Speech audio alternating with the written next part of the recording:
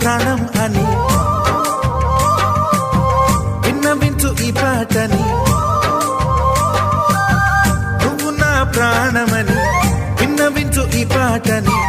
ఎక్కడో దూరానున్నా చుక్కలే విన్నా గాని కదిలించలేదా కాస్త కూడా నీ మనసుని.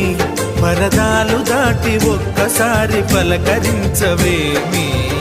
అందరినీ ఇలా వెంటపడి అడగాల సరదాగా నువ్వే ఎదురైతే సరిపోదా. నిద్రపోతున్న రాత్రి నడిగా,